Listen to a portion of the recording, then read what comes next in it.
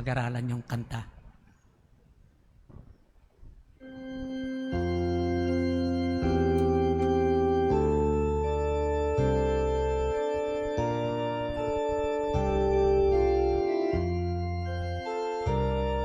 Dumulog tayo sa Diyos upang mabuhay ng lubos. Dumulog tayo sa Diyos upang mabuhay ng lubos. Ulitin po natin, sabay-sabay po tayong lahat. Dumulog tayo sa Diyos upang mabuhay ng lubos. Dumulog tayo sa Diyos upang mabuhay ng lubos. Salamat po. Magandang umaga po. Bago po magsimula ang ating misa, ipinaaalala lamang na ituon natin ang ating puso at isipan sa banal na Eucharistia. Sa mga nasa loob ng simbahan, hinihiling po na i-off ang inyong mga cellphones. Ipinaaalala din po sa lahat na ingatan at bantayan ang inyong mga personal na gamit. Huwag pong mag-iwan ng mga basura at panatilihin natin ang kalinisan sa loob ng simbahan. Hinihiling din po sa mga magulang na bantayan ang kanilang mga anak at huwag hayaang maglaro at magtatakbo sa loob ng simbahan. Para naman po sa kaayusan sa pagbibigay ng komunyon, ito po ay gagawing by Rose. Patuloy po ang paalala sa lahat na magsuot ng angkop o tamang kasuotan sa pagsisimba. Makikita po sa screen ang gabay para sa tamang kasuotan sa pagsisimba. Ang mga sumusunod na magkatipan ay nais tumanggap ng sakramento ng kasal. Sina Marlon M. Nicolas at Richelle L. de los Santos, at sina Jacques Michelle R. Obias at Jem Nicole A. Perpetua. Nasa bulletin board po ang karagdagang detalye tungkol sa kanila. Kung may kadahilanan upang hindi matuloy ang kanilang pag-iisang dibdib, mangyari lamang po na ipabatid sa ating tanggapan.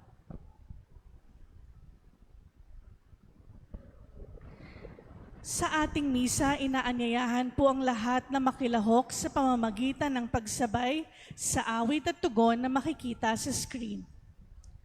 Magsiluhod po ang lahat at sabay-sabay nating dasalin ang Jubilee 2025 prayer. Sabay-sabay po tayo.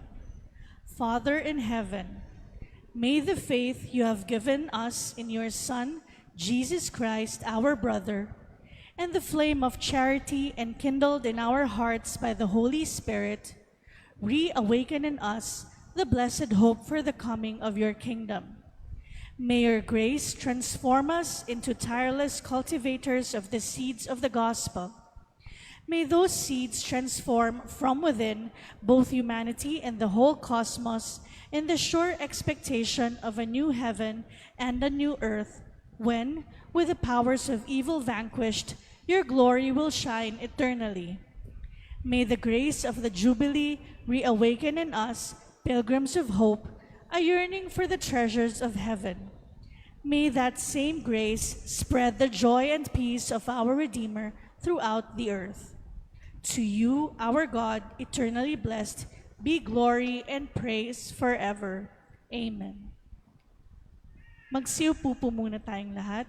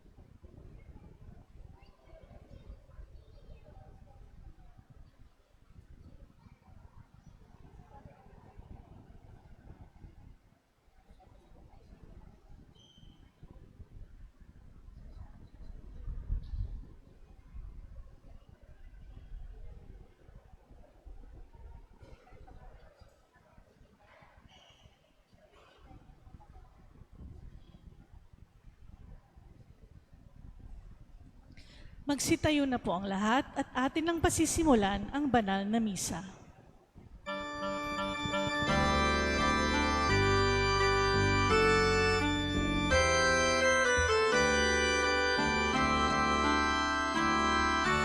Purihin natin ang Panginoon, purihin ang Panginoon. Sa banal na templo, ang Diyos ay awitan, purihin sa langit ang lakas niyang taglay.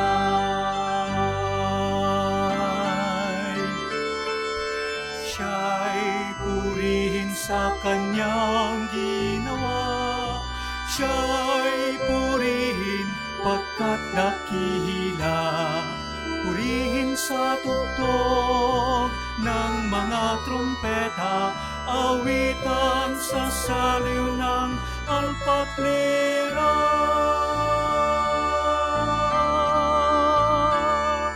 Purihin natin ang Panginoon, purihin ang Panginoon. Sa banal na templo, ang Diyos ay awitan, purihin sa langit ang lakas niyang taglay.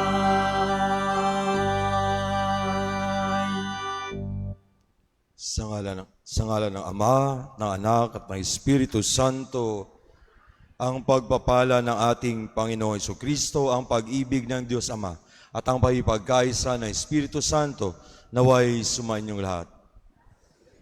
Mga kapatid, aminin natin ngayon ang ating mga kasalanan upang tayo maging marapat gumanap sa banal na pagdiriwang. Inaamin ko sa makapangyarihang Diyos at sa inyo mga kapatid, na lubha akong nagkasala sa isip, sa salita at sa gawa, at sa aking pagkukulang. Kaya isinasamo ko sa mahal na Birheng Maria, sa lahat ng mga anghel at mga banal, at sa inyong mga kapatid, na ako'y panalangin sa Panginoong ating Diyos. Kaawaan tayo ng makapangyarihang Diyos, patawarin tayo sa ating mga kasalanan, at patnubayan tayo sa buhay na walang hanggan. Panginoon, kaawaan mo kami. Kristo, kaawaan mo kami. Panginoon, kaawaan mo kami.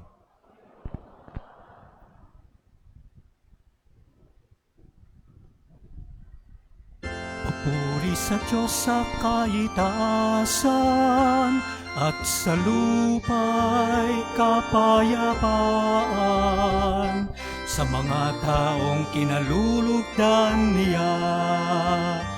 Pinupuri ka namin, dinarangal ka namin, sinasamba ka namin, pinagbubunyi ka namin, sinasasalamatan ka namin. Dahil sa dakila mong angking kapurihan.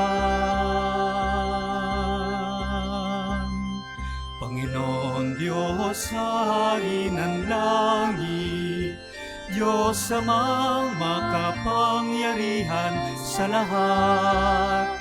Panginoong Jesucristo, bugtong na anak, Panginoon Diyos, Kordero ng Diyos, anak ng Ama.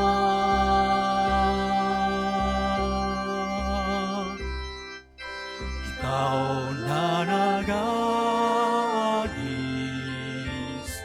ng mga kasalanan ng sanlibutan, maawa ka sa amin. Ikaw na nag-aalis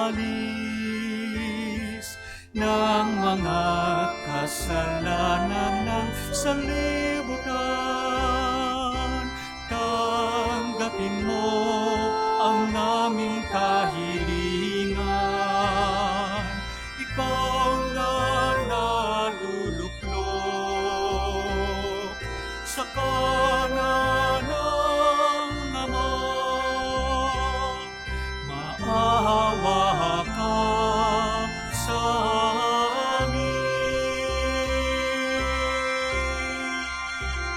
Sapagkat ikaw lamang ang banal, ikaw lamang ang Panginoon.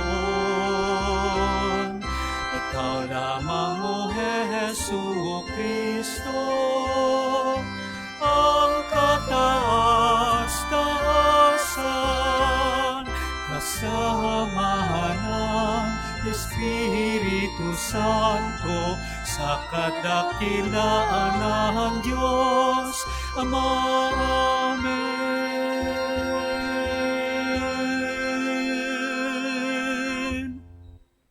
Manalangin tayo. Ama naming makapangyarihan, nililiwanagan ng iyong maaasahang ilaw ang mga naliligaw na iyong pinababalik sa daan para ikaw ay matagpuan. Ang mga kabilang sa nananalig sa iyong anak ay pagkalooban mong makapagwaksi sa tanang salungat sa ngalang Kristiyanong sa iyo'y tinanggap, upang ito ay talagang mapangatawan ng ganap sa pamamagitan ni Jesucristo kasama ng Espiritu Santo magpa sa walang hanggan.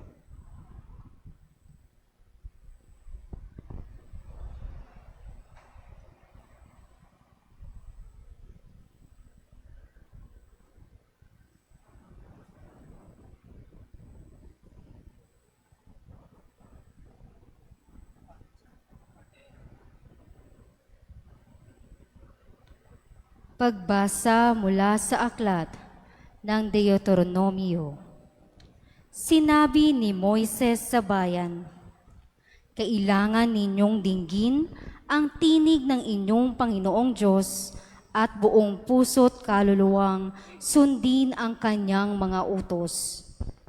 Ang kautosang ibinibigay ko ngayon sa inyo ay madaling sundin at unawain. Ito'y wala sa langit, kaya hindi ninyong masasabing walang aakyat doon at kukuha sa kautusan upang marinig ninyo at maisakatuparan.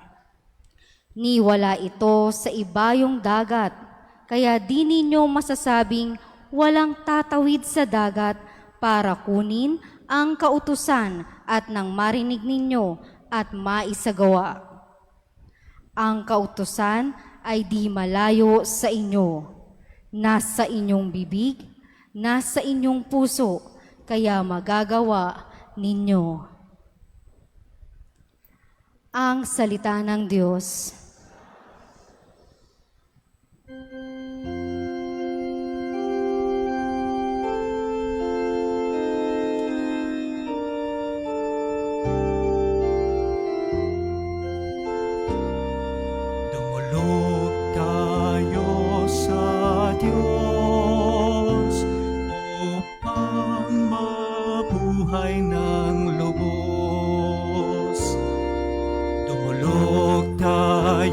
Sa Diyos upang mabuhay ng lubos.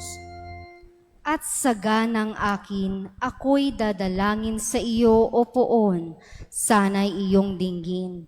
Sa mga panahon na iyong ibigin, dahil sa dakilang pag-ibig sa akin, ang iyong pangakong pagtubos ay sundin. Poon, sa butit mo't pag-ibig sa akin, sa aking pagtawag, ako'y sana'y dinggin. Sa pagkahabag mo, ako ay lingapin.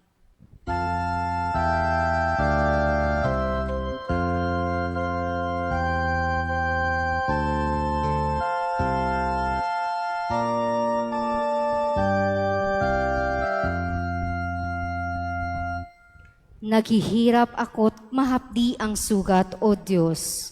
Itayo mo ako ay iligtas. Pupurihin ng Diyos aking aawitan. Dadakilain ko't pasasalamatan.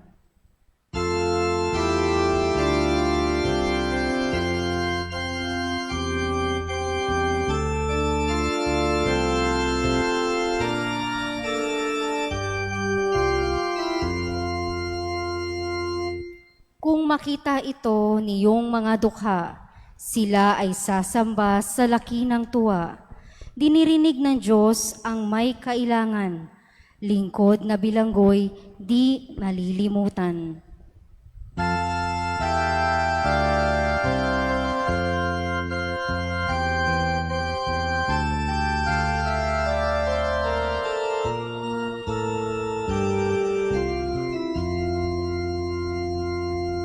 Ang lungsod ng Sion, kanyang iniligtas. Bayang nasa Huday muling itatatag. Magmamana nito'y yaong lahi nila. May pag-ibig sa Diyos ang dooy titira.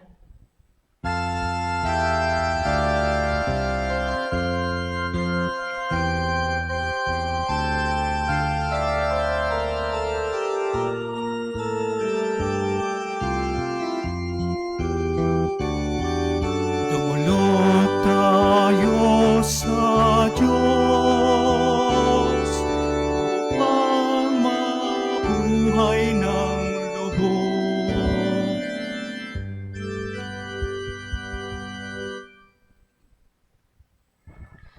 Pagbasa mula sa sulat ni Apostol San Pablo sa mga taga-Kolosas. Si Kristo ang larawan ng Diyos na di nakikita at siyang may kapangyarihan sa lahat ng nilikha. Sapagkat ang lahat ng nasa langit at nasa lupa, nakikita man o hindi, pati mga naghahari at namamahala, mga namumuno at may kapangyarihang espiritual, ay pawang nilikha ng Diyos sa pamamagitan niya at para sa Kanya. Siya'y una sa lahat at sa Kanya nasasalalay ang kaayusan ng lahat ng bagay. Siya ang ulo ng simbahan na Kanyang katawan. Siya ang una, ang panganay na anak, ang unang nabuhay na muli upang siya ang maging pinakadakila sa lahat ng bagay. Ipinasya ng Diyos na ang Kanyang kalikasan ay mananatili rin sa anak, at inibig niyang ang sandaigdigan ay makipagkasundo sa Kanya sa pamamagitan ng anak. Sa pamamagitan ng pagkamatay nito sa krus, nagkasundo nga ang Diyos at ang lahat ng nilikha sa langit at sa lupa. Ang salita ng Diyos.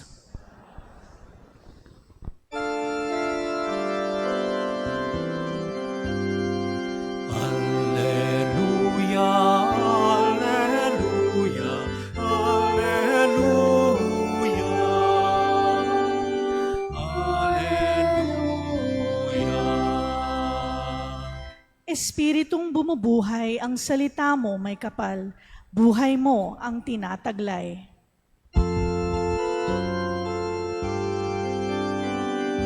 Alleluia, alleluia, alleluia, alleluia.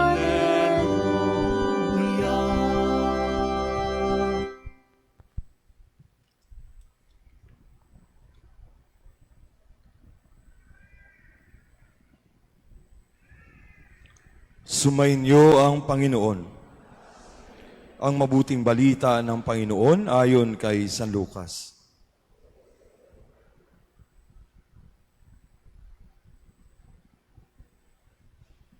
Noong panahong iyon, may isang eskribang lumapit kay Jesus upang siya'y subukin. Guro, aniya, ano ang dapat kong gawin upang magkamit ng buhay na walang hanggan? Sumagot si Jesus, ano ang nakasulat sa kautusan? Ano ang nababasa mo roon? Tumugon siya, ibigin mo ang Panginoon mong Diyos ng buong mong puso, ng buong kaluluwa, ng buong lakas, at ng buong pag-iisip. At ibigin mo ang iyong kapwa gaya ng iyong sarili. Tama ang sagot mo, wika ni Jesus. Gawin mo yan at mabubuhay ka. Sa hangad ng eskriba na huwag siyang lumabas na kahiyahiya, tinanong niya uli si Jesus, sino naman ang aking kapwa? Sumagot si Jesus, may isang taong naglalakbay buhat sa Jerusalem patungong Jericho. Hinarang siya ng mga tulisan, kinuha pati damit sa katawan, binugbog at halos patay na ng iwan. Nagkataong dumaan doon ang isang saserdote at pagkakita sa taong nakahandusay, siya'y lumihis at nagpatuloy ng kanyang lakad. Dumaan din ang isang Levita, ngunit tiningnan lamang niya ito at nagpatuloy ng kanyang lakad. Ngunit may isang Samaritanong naglalakbay na naparaan doon. Nakita niya ang hinarang at siya'y nahabag. Lumapit siya, binusan ng langis at alak ang mga sugat nito at tinalian. Saka isinakay ang tao sa kanyang sinasakyang hayop, dinala sa bahay panuluyan at inalagaan doon. Kinabukasan, dumukot siya ng 2 denaryo, ibinigay sa may-ari ng bahay ng panuluyan at sinabi, alagaan mo siya at kung magkano man ang kakulangan niyan, babayaran ko sa aking pagbabalik. Sino ngayon sa palagay mo ang nagpakita ng kanyang pakikipagkapwa sa taong hinarang ng mga tulisan? Tanong ni Jesus. Ang nagpakita ng habag sa kanya, tugon ng eskriba. Sinabi sa kanya ni Jesus, humayo ka at gayon din ang gawin mo. Mga kapatid, ang mabuting balita ng ating Panginoon.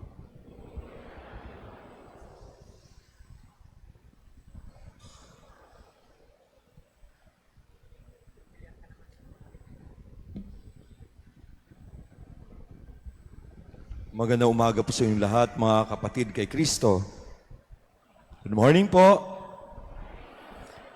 Tayo po ay nasa 15 linggo sa karaniwang panahon at bago po niyan, tatalakayin natin yung pagninilay sa mga pagbasa. Meron po bang pagkakataon sa buhay ninyo na may nangangailangan at pinalampas ninyo? Kaya nga nung pinalampas ninyo, hindi kayo nakatulog at sinabi ninyo sa sarili, sa susunod hindi ko na palalampasin yung pagkakataon na may nangailangan ng tulong at hindi ko tinulungan.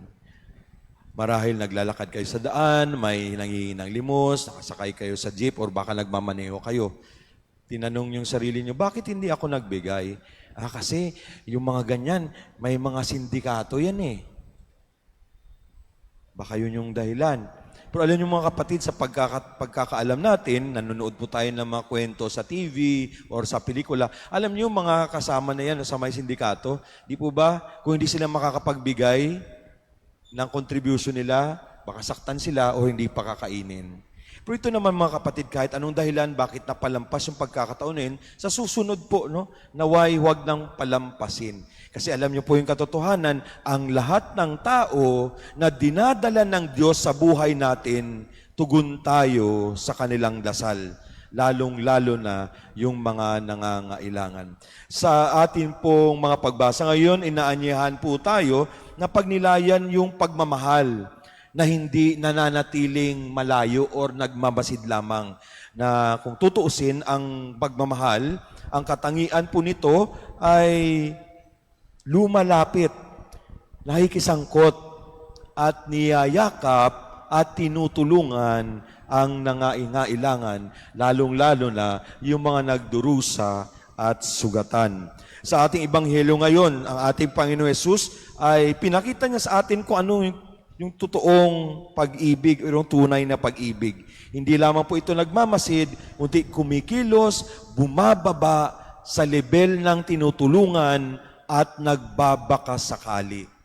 Nagbabakasakali na may pangangailangan na kailangan na tugunan at pagtutulong na gagampanan. At ito po mga kapatid, ang narinig po natin Ebanghelyo, hindi po lamang ito'y isang magandang kwento. Ito'y naghahamon po sa atin na naway maisabuhay po natin ang mabuting balita ng radikal. We are invited and challenged to live the gospel radically. Bakit ang pagsasabuhay ng Ebanghelyo radikal? Kasi nga tayo po may tendency bilang tao to go with the flow, to go with the fad, to go with what is, kung anong uso. Radikal dahil ang paanyaya sa atin, naglalakad tayo sa daan ng buhay, magbasid po tayo at kung merong nangangailangan ng tulong, tulungan kaagad. Yan po yung paanyaya sa atin. Dahil ang mabuting Samaritano sa ating ebanghelyo, hindi lamang po huwaran ng kabutihan, ng kabaitan. Siya po ay larawan ni Hesukristo mismo. The Good Samaritan is the image of Jesus Christ Himself. And He teaches us what love looks like. At ito nga po ang pagmamahal na tumutugon, kumikilos, at lumalapit. Sa unang pabasa natin, ngayon sa aklat ng Deuteronomio, narinig po natin si Moises na nagpapahayag na ang utos na inaanyayahan na hinihimok sila na sundin ay hindi na po misteryoso, hindi na po malayo. Ito po ay napakalapit na sa ating bibig na mismo at sa ating mga puso na lalong-lalo na ang batas ng pagmamahal ng Diyos, mahalin mo ang Diyos, ang buo mong pagkatao at mahalin mo ang kapwa mo kagaya ng pagmamahal mo sa iyong sarili. Yan yung utos at batas ng pagmamahal na hindi na po ito nakatago pa sa kung anong aklat, sa cabinet o kung saan pa. Ito po ay nasa atin na, ipinunla na po sa ating mga puso. Kaya napakalapit na ng ating Panginoong Diyos. Kaya nga ang kakayanan po natin ng pagmamahal ay pagpili na maging magmalasakit kaysa sa maging walang pakialam or pagiging makasarili. Ang tunay na pagmamahal ay piliin na magmalasakit, compassion. Di ba pag sinasabing compassion, compassion, to suffer with. Pag ikaw ay nagmamalasakit, inaangkin mo ang sakit ng kapwa mo, kaya naaantig yung puso mo at tutulong ka.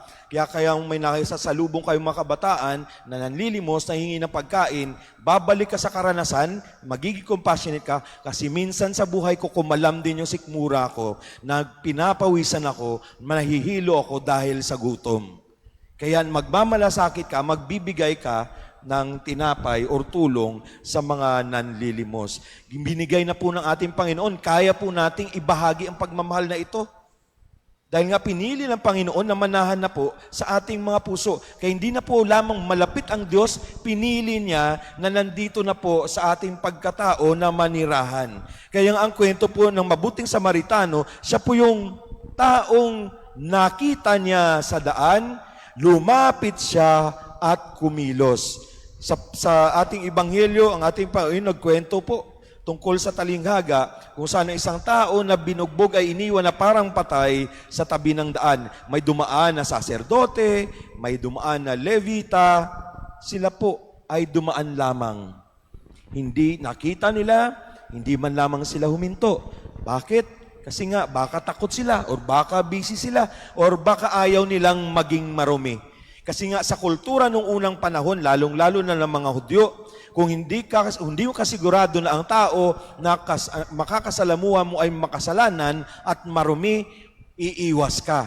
Kasi nung unang panahon ng paniniwala nila, masagi lang yung damit mo sa taong makasalanan, magiging makasalanan ka na rin at magiging marumi ka. Kaya nga, baka ito yung dahilan, bakit umiwas sila. Pero nung dumating ang Samaritano, iba ang kanyang ginagawa. Ang kanyang ginawa. Ang mga Samaritano naman, kinasusuklaman niya ng lipunan ng mga Hudyo. Dahil ang mga Samaritano, para sa kanila makasalanan, dahil sila ay yung lahi na sumasamba sa mga Diyos-Diyosan. Pero ang Samaritano ang naging huwaran ng pakikipagkapwa-tao at pagtunay na pagmamahal. 3 bagay po ang kanyang ginawa. Lumapit siya. Hindi siya nagpadala na lumayo. Lumapit siya sa nangangailangan. Nabunsod siya ng pagmamalasakit. Sabi ko nga kanina, pagmamalasakit. Nakita niya yung pangangailangan. Marahil nung lumapit siya, napakinggan niya ang sitwasyon nito, naunawaan niya, kaya nga nabunsod siya ng kanyang pagmamalasakit, niyakap niya yung pagkatao na ito at kumilos siya. Pinagaling nilinis ang kanyang sugat, inalalayan para tumayo, dinala sa isang ligtas na lugar at binayaran ang bahay panunuluyan. Ganito pong katotohanan mga kapatid. Ang pagmamahal ay hindi teorya, konsepto. Hindi lang man po ito feeling. Ang tunay na pagmamahal ay pagiging handa na maabala sa buhay. Naglalakad ka, bising-busy ka, may pupuntahan ka, maaabala ka kung hihinto ka at tutulong ka. Pero yan yung tunay na pagmamahal. Handa kang maabala dahil may tawag sa iyo ang Diyos na tulungan ang binala niyang masumpungan mo na pangangailangan. Kaya nga po mga kapatid, ganito po ang pinakita ng Samaritano, ang pagmamahal ng Diyos. So God's love looks like, according to the Samaritan, the Good Samaritan, love is messy. Love is uncomfortable, but love is life-giving. Ang ginawa niya, magulo. Marumi. Hindi komportable, pero ang ginawa niya, nagbigay buhay. Kaya nga po mga kapatid, sabi ko kanina with the rule, kahit sino man tao na dalhin sa atin ng Diyos na nangangailangan, tugon tayo sa kanilang mga dasal. At kung tayo naman nangangailangan, ang mga tao na dadalhin ng Diyos sa buhay natin, tugon naman sila sa ating mga dasal. Kaya ang ganda na ginawa sa atin ng ating Panginoong Diyos. Tayo na kanyang pamilya, tayo na kanyang mga anak, tayo pala ang tugon sa panalangin ng isa't isa pag tayo ay nangangailangan. Ganyan po tayo kamahal ng Diyos. Kaya nga sa bawat pagdiriwang ng Banal Eucharistia, dito natin natatanggap ang dakilang pag-ibig ng Diyos. Lalo tigit na ang Diyos mismo na nananahan, na piniling manahan sa ating pagkatao. Kaya nga ito yung saysay ng bawat pagdiriwang ng banal na misa. May paghayo. Dahil hindi po naiiwan yung pananampalataya natin dito sa loob ng simbahan. Ang pananampalataya natin ay nasusubukan paglabas po natin ng simbahan. Sigurado po ako, may masusumpungan po tayo ng mangangailangan ng tulong. So ang pagmamahal, pagpapatawad, pagpapagaling, paghilom na natanggap natin sa Diyos, sa banal na misang ito, padanas po natin yan. Kasi yan lang naman yung hinihingi ng Diyos na naway ang pagmamahal po natin ay magbibigay buhay. Kaya nga po mga kapatid, kung sino man, o kung anong pagkakataon man tayo ating masumpungan, ang tatanungin po natin sa ating mga sarili ay, what is the most life-giving thing to do? What is the most loving thing to do? At kayo po makakasagot yan. At bibigay sa inyong sagot ng Panginoon, tumulong ka at magbigay buhay. Sa ating pong ikalawang pagbasa, ayon sa sulat ni San Pablo para sa mga taga-Kolosas, ipinahayag niya rin yung ang kaluwalhatian ng ating Panginoon. Ng ating Panginoon ay imahe na ng Diyos. Dati, inaakala ang Diyos ay napakalayo. Pero dahil nga nagkatawang tao na si Kristo, siya po ang pag-ibig ng Diyos na nagkatawang tao. At sa pamamagitan niya at para sa Kanya, lahat po ay pinanumbalik niya, lalong-lalo na ang pagkikipag-ugnayan ng tao sa Diyos. Jesus Christ reconciled all humanity to Himself. At ito po ang dakila at banal na pagmamahal ng Diyos, kung saan ang ating Panginoon na kawangis ng Diyos, hindi po siya malayo na Diyos, kundi nakipamuhay sa atin, naaabot. At higit sa lahat, pinasok niyang ating pagiging sugatan. Tinanggap niyang ating sugatang katawang lupa upang maranasan niya kung gaano kahina ang tao, kung gaano karupok ang tao. Kaya nga po ang lahat ng sakramento natin, the 7 sacraments, itinatagyan ng ating Panginoon para mabigyan po tayo ng pagpapala sa bawat aspeto ng buhay natin. Dahil alam niya na sa buhay natin habang nagtatak tayo ng landas sa kabanalan, kailangan natin ng kanyang pagpapala. Kaya nga siya ay nagkatawang tao, hindi labang naglakad sa mundong ito, kundi nakisalamuha siya. Nagdusa rin siya kagaya natin. Pinasan niyang ating kasalanan upang mataas ang antas po natin at dignidad dito sa lupa. Kagaya nga po ng Samaritano, ang ating Panginoon, nakita niyang ating pagiging sugatan dulot ng ating kasalanan, na ang bunga nito ay kamatayan. Kaya nga, kung marami po, dinadaanan lang po tayo, ang Panginoon huminto. Pinagaling niya ang ating mga sugat sa pamamagitan ng kanyang habag, awa. He bind our wounds with mercy, and mercy is the greatest act of love. At pinasan tayo ng ating Panginoon Kristo hanggang sa krus, at ang naging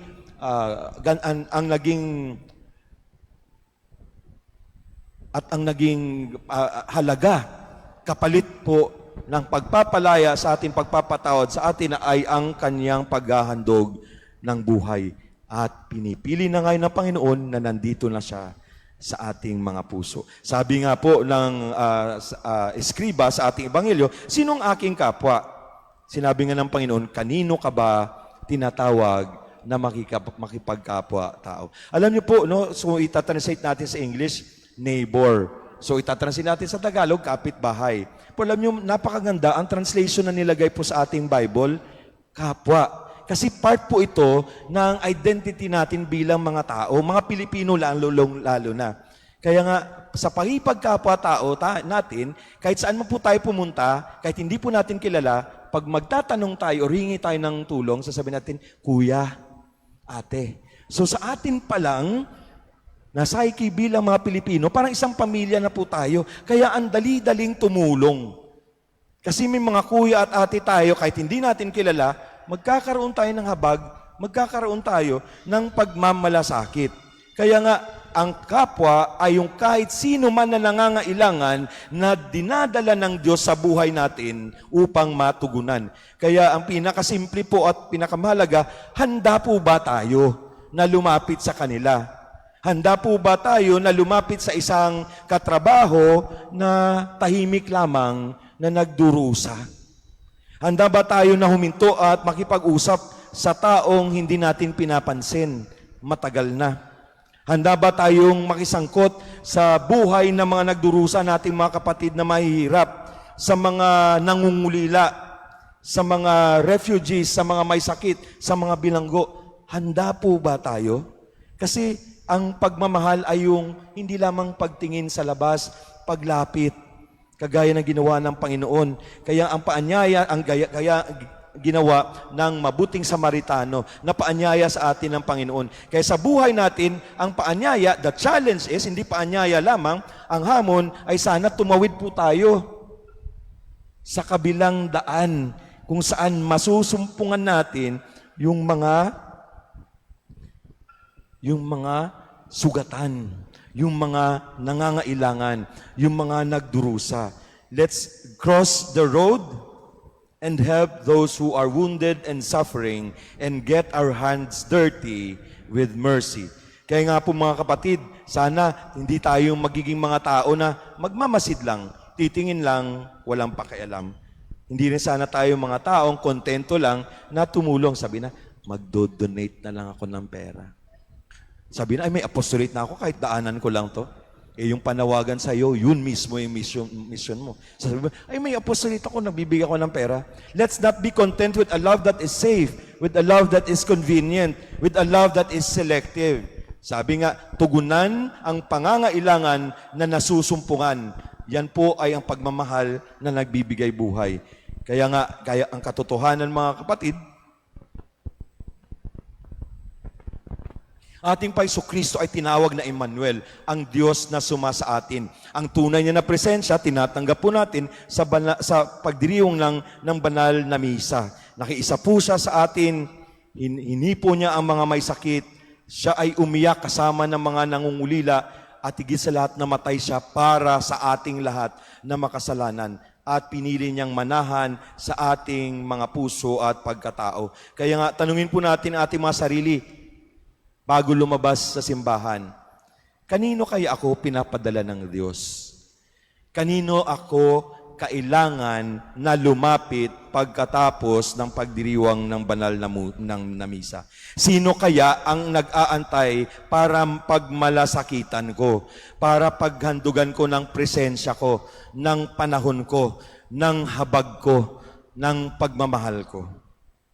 Ang tunay na pagmamahal ay palaging nagbubunsod sa atin na tumawid sa lansangan upang mabigyan po natin ng tulong ang mga nangangailangan. Dahil ang tunay na pagmamahal ay kumikilos, lumalapit, umuunawa. Pagkatapos maunawaan, yumayakap, tumutulong, tumutugon, at nagtataguyod upang magbigay buhay.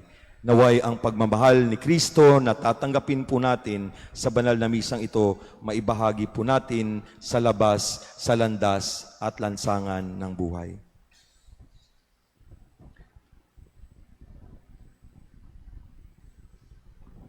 Magsitayo po tayong lahat, sabay-sabay nating pahayag ang ating pananampalataya.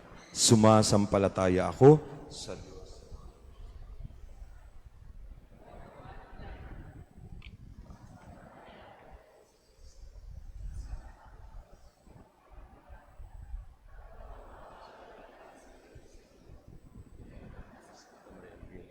Pinagpakasakit ni Poncio Pilato, ipinako sa krus, namatay at nilibing, nanaog sa kinaroonan ng mga mao. May 3 araw na buhay umakyat sa langit, naluklok sa kanan ng Diyos amang makapangyarihan sa langit. Doon magmumulat paririto at hukom sa mga nabubuhay at mga namatay na tao. Sumasampalataya naman ako sa Diyos Espiritu Santo, sa banal na simbahang katolika, sa kasamahan ng mga banal, sa kapatawaran ng mga kasalanan, sa pagkabuhay na mag-uli ng mga namatay na tao, at sa buhay na walang hanggan. Amen. Dumudulog kami sa iyo, Diyos Ama, upang matuto kaming magmahal sa kapwa, gaya ng ipinakitang pagmamahal ng mabuting Samaritano sa taong nakahandusay sa daan. Batid ang ating mga kahinaan, sabihin natin, O Diyos, turuan mo kaming magmahal tulad mo. Para sa lahat ng namumunot nagsisilbi sa simbahan, huwag nawa manatili sa kanilang pagpapahayag ang mensahe nilang pag-ibig. Bagkus, maipakita rin nawa nila ito sa kanilang pamumuhay. Manalangin tayo. O Diyos, turuan mo kaming magmahal tulad mo. Bumuo nawa ng mga makabuluhang programa ang mga kawani ng ating pamahalaan na siyang magpapaunlad ng pamumuhay ng lahat. Manalangin tayo. Maging matatag nawa ang mga manggagawang kumakalinga sa mga may sakit, ang mga doktor, nurse at social workers. Makasumpong nawa sila ng galak at hinahon. Manalangin tayo. Turuan mo kaming magmahal tulad mo. Makasumpong nawa ng mga mabubuting Samaritano ang mga kapatid naming nakahandusay sa daan, mga batang lansangan, mga biktima ng pang-aabuso at mga nasasadlak sa kalungkutan. Manalangin tayo. O Diyos, turuan mo kaming magmahal tulad mo. Sa ilang sandali ng katahimikan, itaas natin sa Diyos ang ating mga pansariling kahilingan, gayon din ang mga nangangailangan ng ating pamayanan.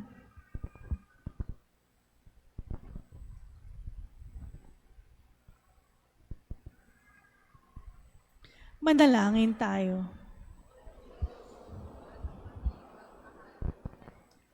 Maawaing Ama, dinggin mo ang aming panalangin upang manatili kaming nagsisikap na mahalin ka sa bawat taong aming makakasalamuha. Hinihiling namin ito kay Kristong aming Panginoon. Amen.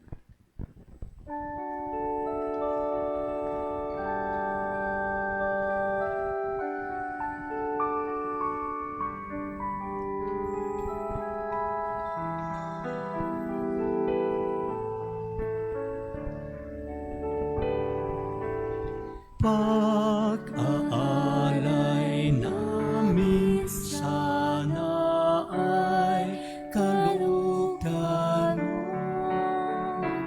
Isang bayan na nagpupugay, nagmamahal sa'yo. Sa inyo nitong tinapay na nagtutulot ng buhay at talang na sa gisag na bigay mong kaligtasan.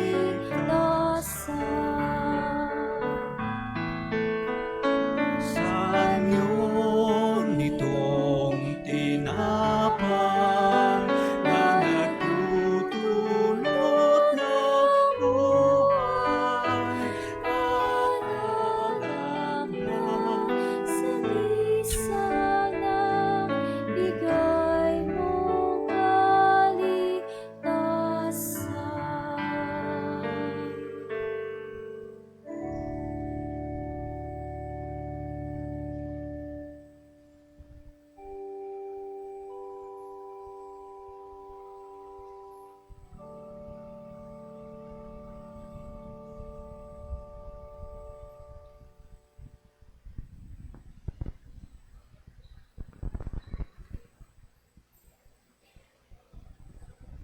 Manalangin kayo mga kapatid upang ating paghahain ay kalugdan ng Diyos amang makapangyarihan.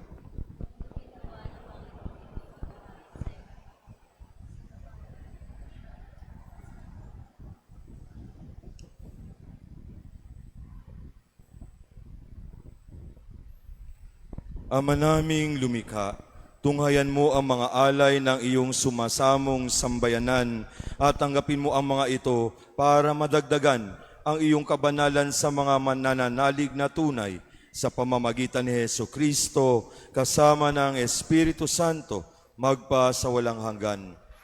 Sumainyo ang Panginoon. Itaas sa Diyos sa inyong mga puso at diwa. Pasalamatan natin ang Panginoong ating Diyos.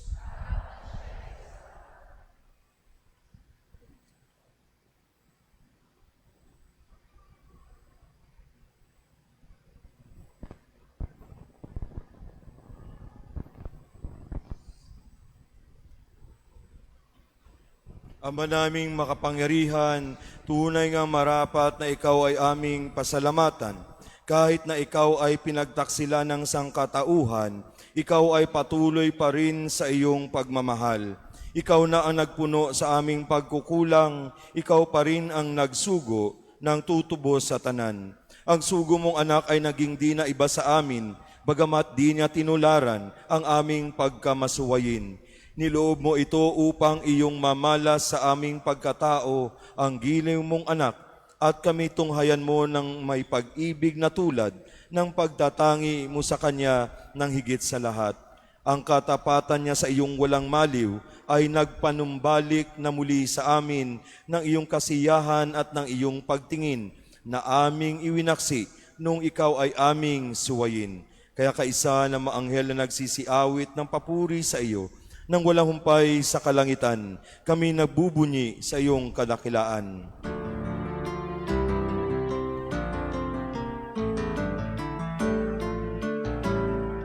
Santo, Santo, Santo, Panginoon Diyos ng mga hukbo. Napupuno ang langit at lupa ng kadakilaan mo. Hosana sa kaitaasan, pinagpala ang naparirito sa ngalan ng Panginoon. Hosana sa kaitaasan.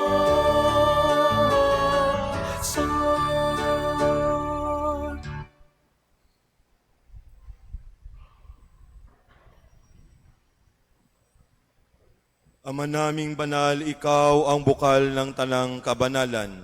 Kaya sa pamamagitan ng iyong Espiritu, gawin mong banal ang mga kaloob na ito upang para sa aming maging katawan at dugo ng iyong anak at aming Panginoong Hesukristo.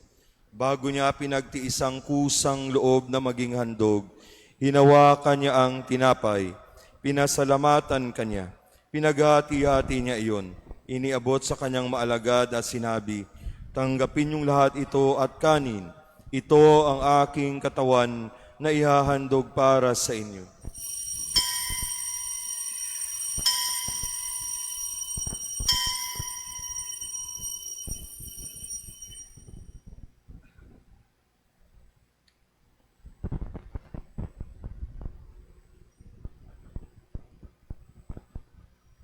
Gayon din naman nung matapos ang hapunan, hinawakan niya ang kalis. Muli kanyang pinasalamatan. Iniabot ang kalis sa kanyang maalagad at sinabi, "Tanggapin niyong lahat ito at inumin. Ito ang kalis ng aking dugo, ng bago at walang hanggang tipan.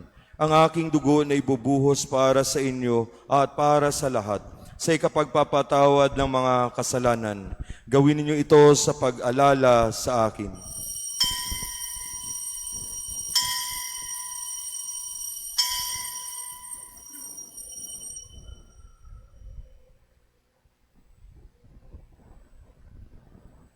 Ang misteryo ng pananampalataya.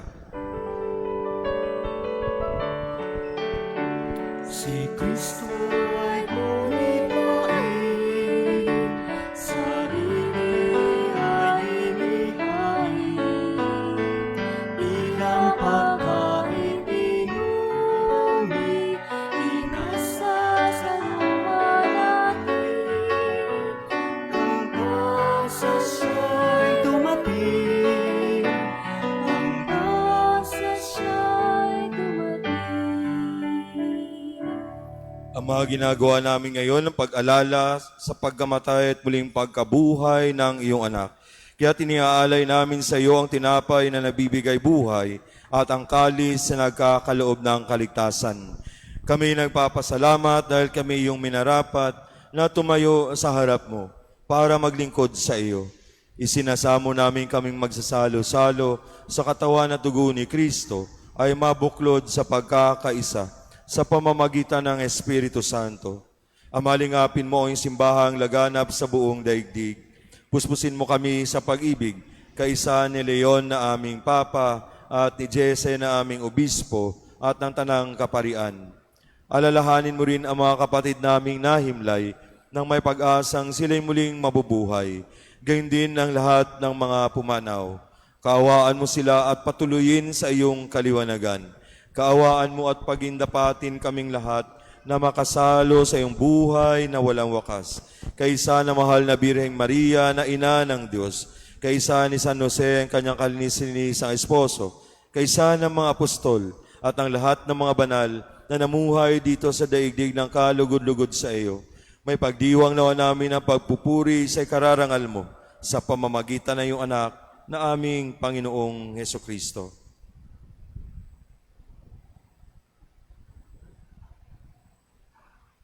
Sa pamamagitan ni Kristo, kasama niya at sa Kanya, ang lahat ng parangal at papuri ay sa iyo, Diyos amang makapangyarihan, kasama ng Espiritu Santo, magpasawalang hanggan. Amen, amen, amen, amen.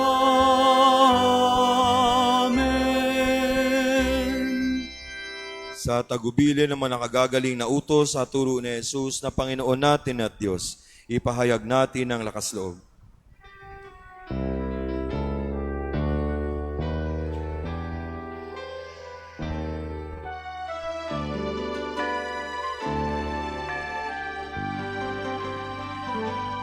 Ama namin, sumasalangit ka, sambahin ang ngalan mo.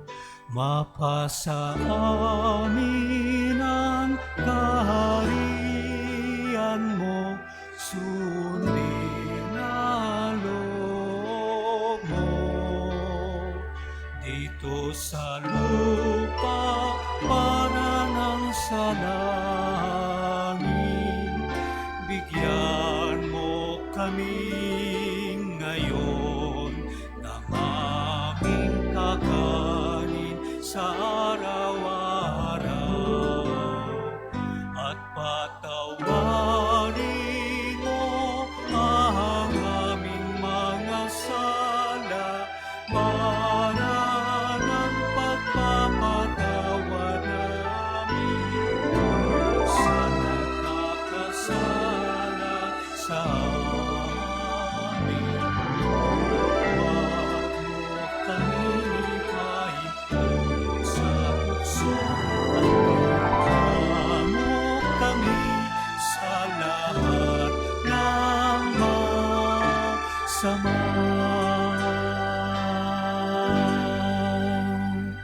Inihiling namin kami adya sa lahat na masama, pagkalooban ng kapayapaan araw-araw, iligtas sa kasalanan at ilayo sa lahat ng kapahamakan, samantalang aming pinananabikan ang dakilang araw ng pagpapahayag ng tagapagligtas naming si Jesucristo.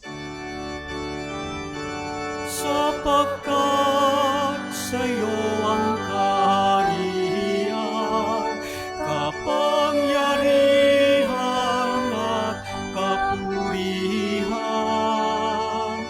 ngayon at magpakailanman. Ngayon at magpakailanman. Panginoong Jesucristo, sinabi mo sa iyong mga apostol, kapayapaan ang iniiwan ko sa inyo, ang aking kapayapaan ang ibinibigay ko sa inyo. Tunghayan mong aming pananampalataya at huwag ang aming mga pagkakasala. Pagkalooban mo kami ng kapayapaan at pagkakaisa, ayon sa iyong kalooban, kasama ng Espiritu Santo, magpasawalang hanggan. Ang kapayapaan ng ating Panginoon ay laging sumainyo. Magbigayan kayo ng kapayapaan sa isa't isa.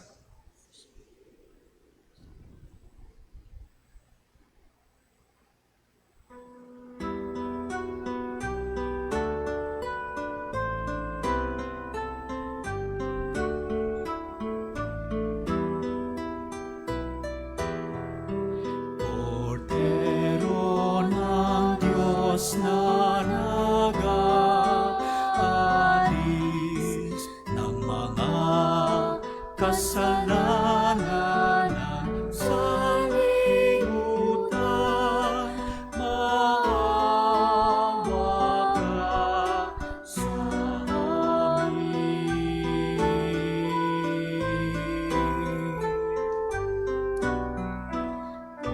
Kordero ng Diyos na nag-aalis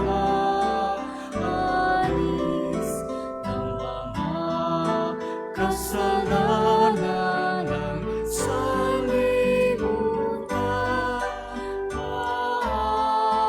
maawa ka sa amin.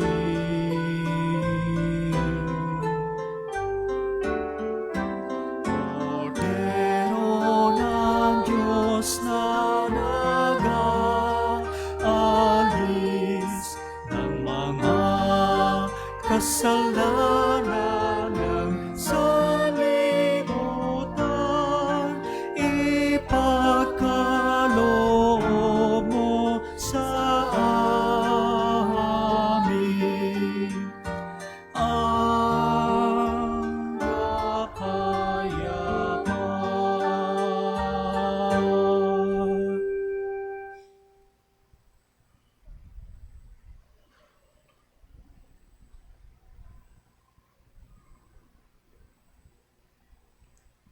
Mga kapatid, itong ating Panginoong Jesucristo, ang ating buhay, pag-ibig at kaligtasan. Ang kordero ng Diyos na nag-aalis ng mga kasalanan ng sanlibutan. Mapapalad kayong inanyayahan sa kanyang piging. Panginoon, di ko karapat-dapat na magpatuloy sa iyo, ngunit sa isang salita mo lamang ay gagaling na ako.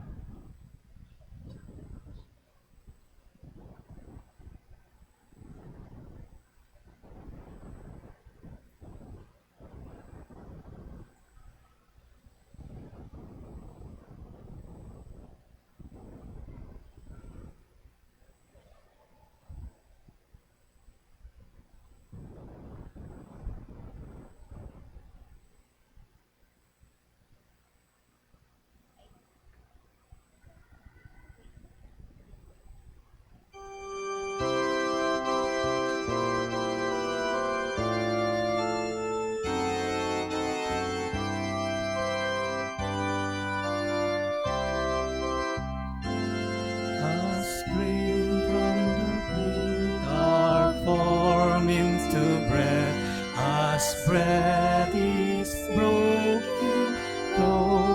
and shared, we ask you, Lord, to unite us, to give ourselves to those who have rest, as streams from the vine are pressed into wine, as wine is shed for sacrifice. We ask you, Lord, to unite us, to give ourselves for all humankind. Uniting around the redeeming cross of Christ, together we praise Calvary, our faith in Him unwavering, our love for Him unceasing,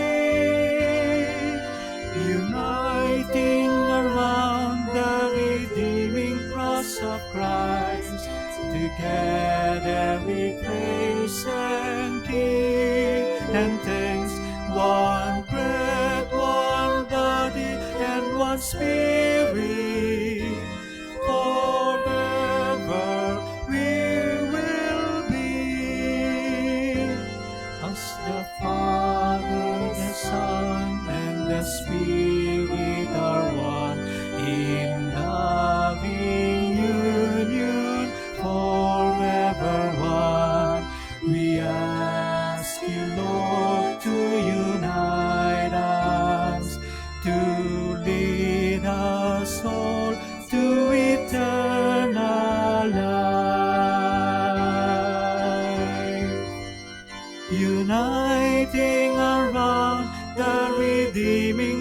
cross of Christ. Together we go past Calvary, our faith in Him unrevealing,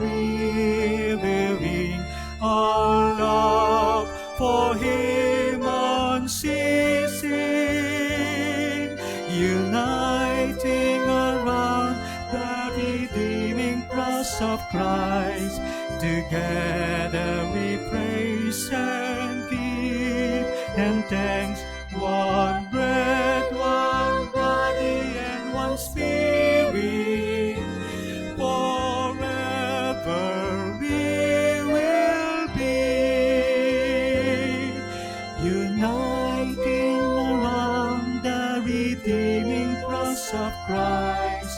Together we go past Calvary, our faith in Him unwavering, our love for Him unceasing, uniting around the redeeming cross of Christ. Together we praise and give and thanks, one bread, one body, and one spirit. Forever we will be. Amen.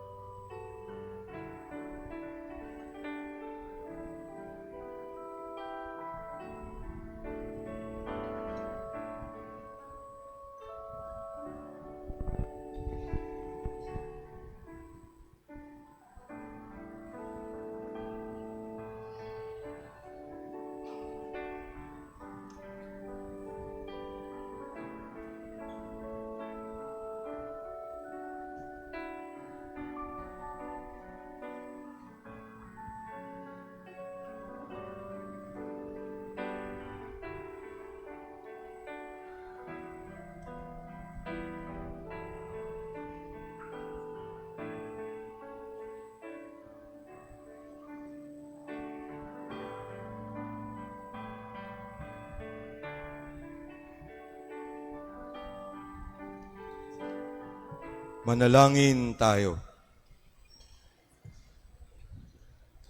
Ama naming mapagmahal, kaming mga pinapagsalo mo sa piging na banal ay makatanggap nawa ng bungang karagdagan ng iyong pagliligtas na aming ipinagdiriwang sa pamamagitan ni Hesukristo kasama ng Espiritu Santo magpa sa walang hanggan. Amen. Magsiupo po ang lahat para sa ilang mga paalala.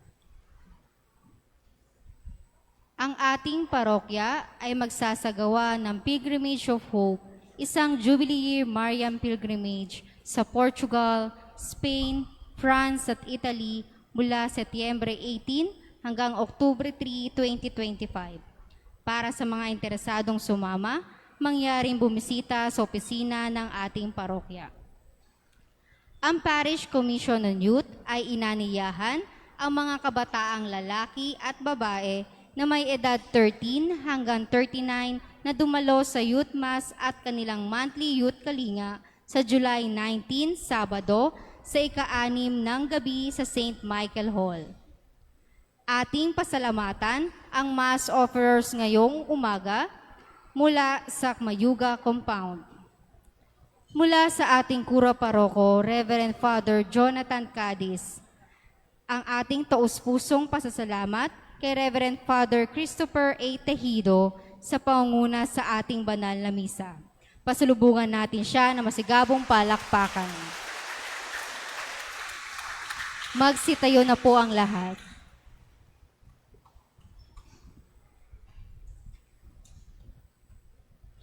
Sumainyo ang Panginoon. Yumuko kayo tingin ang biyaya ng Diyos. Ama naming mapagpala, basbasan mo ng iyong kabanalan ang iyong sambayanan upang matagpuan sa iyo ang kaligtasan mula sa kapahamakan at ang katuparan ng tanang inaasam na kabutihan sa pamamagitan ni Jesucristo kasama ng Espiritu Santo magpa sa walang hanggan. At naway pagpalain kayo ng ating mapagmahal na Diyos Ama at Anak at Espiritu Santo. Amen. Tapos ng ating misa, humayo kayong taglay ang kapayapaan at pag-ibig ni Kristo. Salamat sa Diyos.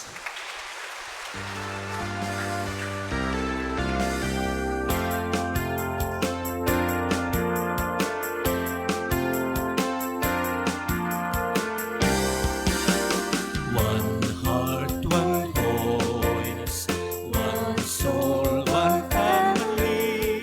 All hearts are beating with Jesus Christ, so dear. One heart, one voice, one soul, one family. Our hearts are one with Jesus Christ, so dear. Let's give ourselves to Him as nothing in return. Say to proclaim the glory of Jesus Christ our King. His love is everlasting, His heart just overflows to fill the world with gladness and mercy on us all. One heart, one voice, one soul, one family. All hearts are living with Jesus Christ, so dear. One heart, one voice, one soul, one family. Our hearts are one with Jesus Christ, so dear.